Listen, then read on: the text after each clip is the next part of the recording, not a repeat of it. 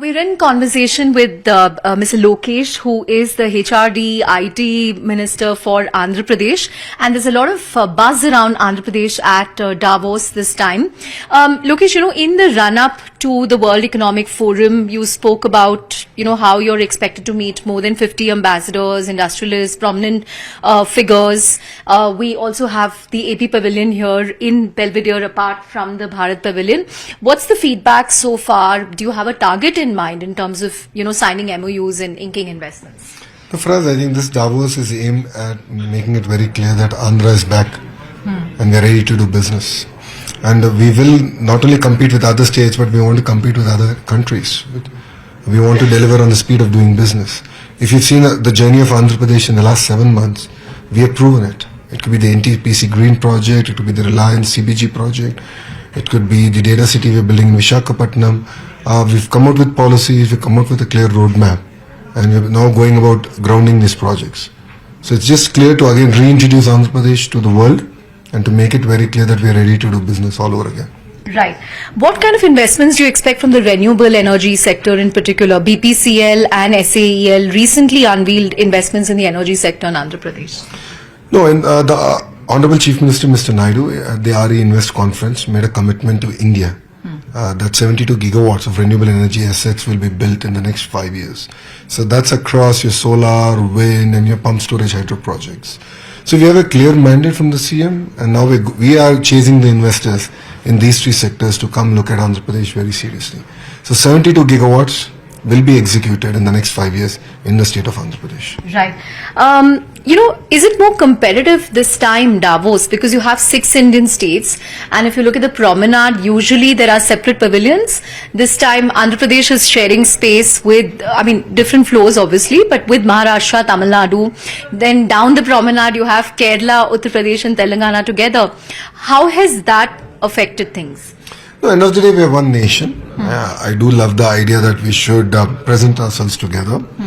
Whilst I think like any other country or any other country looking for investments, states are going to compete and we are here to compete. And not merely in terms of incentives or anything else, but our focus is going to be predominantly on speed of doing business. How can we get things done faster, quicker? And if you've seen a track record, we have proven it in the last 7 months. Right.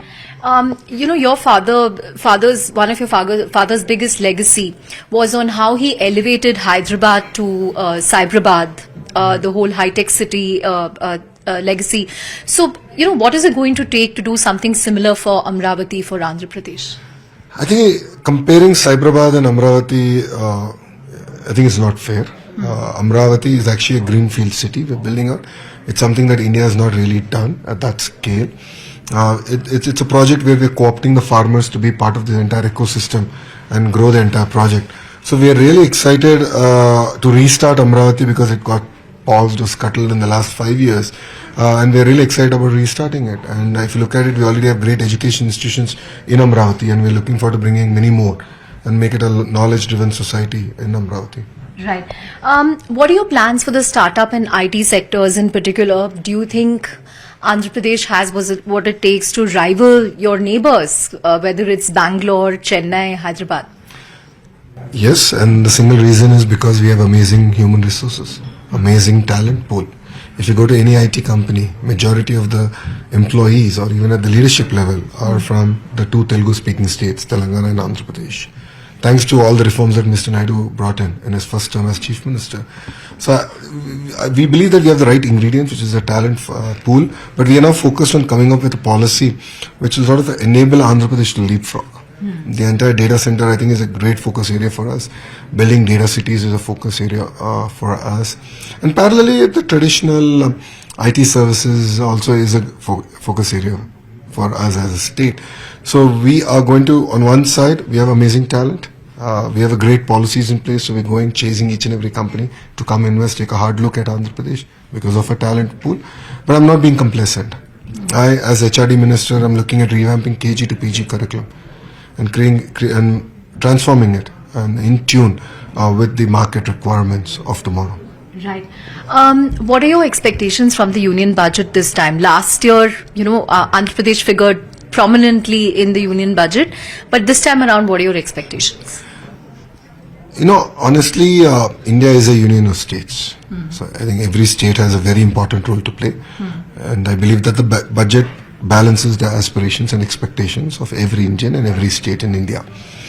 As Telugu Desam Party, our support to NDA was unconditional before the elections. After winning also, it's been unconditional. Because we believe in the leadership of our Honorable Prime Minister, Narendra Modi ji. Because we believe in his leadership abilities, skills. I mean, he's no longer a national leader; he's a global leader, and it's important for all parties like Telugu Desam Party to support him. So our only expectations is that every state should be taken care of. Every state requirement are very unique and different. Right.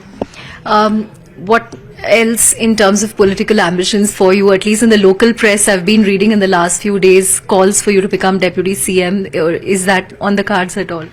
No, I think we're all politically quite well settled. I think people have given a resounding mandate. We won 94% of the seats that we've contested. My hands are quite full in terms of the transformation that I need to do in the education sector. Last 5 years have been pretty bad for the education sector in Andhra Pradesh. So fundamentally transforming it, orienting it to an outcome-based education system, creating Andhra model of education, I think is very, very important. I don't believe in the cookie cutter model of saying, let's look at the Finnish model or the Japanese model and import it. While there'll be parts that we can, but in totality it won't work. And every state in India has its own unique requirement. So, my hands are quite full, and we are going to launch the Andhra model of education, the blueprint soon, where KG to PG I'm going to attack. And one of the major focus for me is actually gender diversity. In India, we continue to see challenges where atrocities against women is still on the rise. So I believe that it has to start with education at kindergarten. So as simple as household work, if you look at all the textbooks, it's 100% women, and I question why. So in our textbooks, we're making 50-50. So 50% boys and 50% girls. So we're doing that kind of fundamental transformation in education. So I have my hands full. And of course, to meet the targets of Mr. Naidu to be a $2.5 trillion economy is not a joke. So we have our hands full, and we're going to be very focused in delivering that. Great. On that note, thank you very much for talking to us.